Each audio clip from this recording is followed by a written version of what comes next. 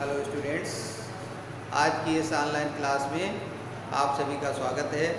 आज की इस ऑनलाइन क्लास में हम एक बहुत ही महत्वपूर्ण टॉपिक विद्युत ऋणात्मकता का अध्ययन करेंगे। ये यूनिट 3 से रिलेटेड है। तो विद्युत ऋणात्मकता को इंग्लिश में कहते हैं इलेक्ट्रोनेगेटिविटी। तो विद्युत ऋणात्मकता क्या है, इसको समझ लीजिए। किसी सहसंयोजक अणु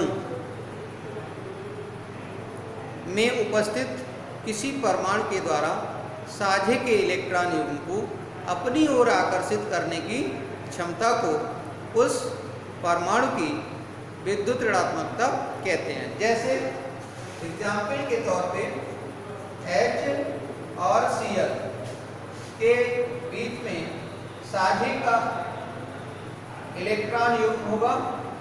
इसे हम इस तरह से भी बता सकते हैं। ये देखिए हाइड्रोजन का इलेक्ट्रॉन है, ये Cl का इलेक्ट्रॉन है।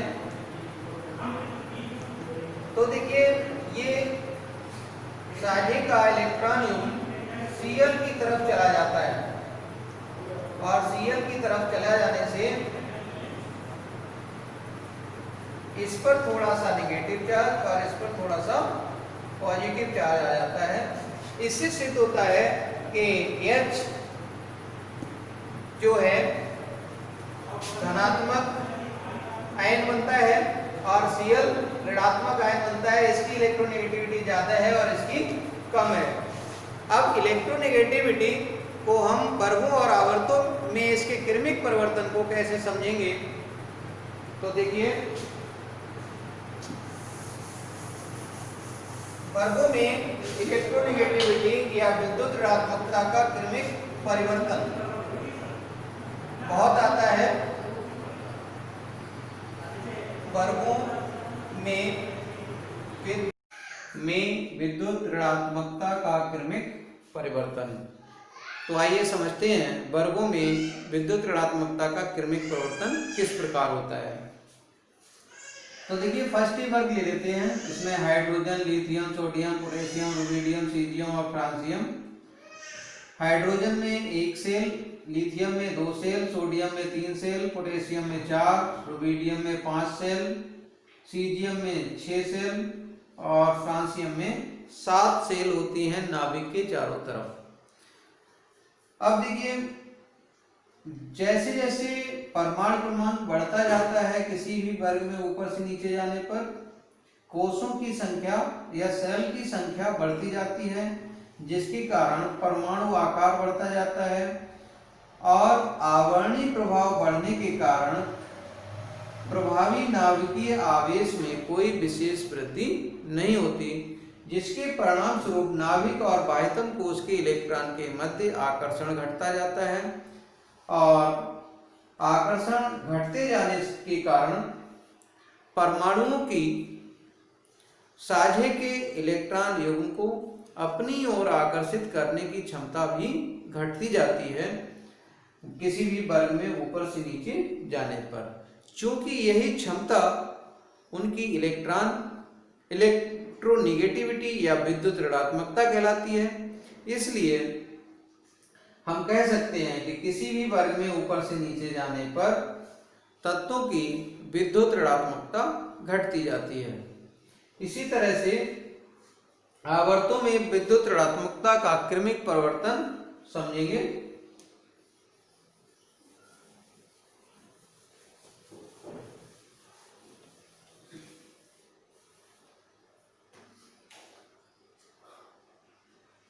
आवर्तों में विद्युत ऋणात्मकता का क्रमिक परिवर्तन।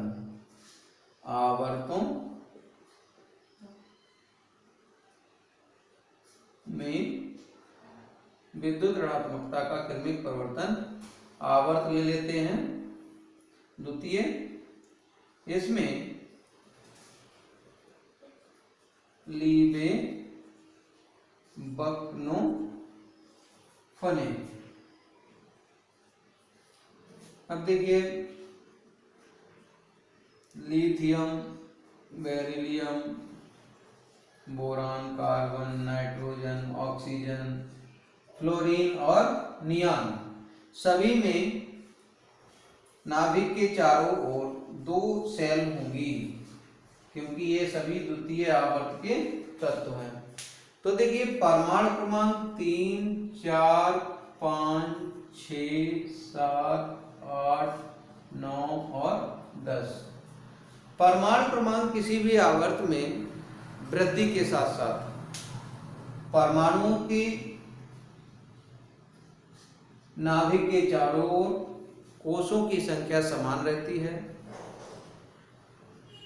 परंतु नाभिक में प्रोटॉनों की संख्या बढ़ने के कारण प्रभावी नाभिकीय आवेश बढ़ता जाता है, जिसके परिणाम स्वरूप नाभिक और बाह्यतम कोष के इलेक्ट्रॉन के मध्य आकर्षण बढ़ता जाता है, और आकर्षण बढ़ते जाने से परमाणुओं की साझे के इलेक्ट्रॉन युग्म को अपनी ओर आकर्षित करने की क्षमता बढ़ती जाती है, जिसके परिणाम स्वरूप उनकी विद्युत ऋणात्मकता आवर्त में बाएं से दाएं जाने पर बढ़ती जाती है। क्योंकि साझे के इलेक्ट्रॉन युग्म को अपनी ओर आकर्षित करने की क्षमता ही विद्युत ऋणात्मकता होती है, चूंकि वो बढ़ रही है इसलिए इनकी विद्युत ऋणात्मकता बढ़ती जाती है किसी भी आवर्त में बाएं से दाएं जाने पर। तो इस तरह से इस ऑनलाइन क्लास में आप लोगों ने समझा कि विद्युत ऋणात्मकता की डेफिनेशन क्या है और वर्गों और आवर्तों में इसके क्रमिक परिवर्तन किस प्रकार होते हैं। तो उम्मीद है समझ में आ गया होगा। चैनल को सब्सक्राइब कर लें और बेल आइकन प्रेस कर दें ताकि लेटेस्ट वीडियो की नोटिफिकेशन आपको मिलती रहे। आज की इस ऑनलाइन क्लास में इतना ही। नेक्स्ट क्लास में फिर मिलेंगे। That's all.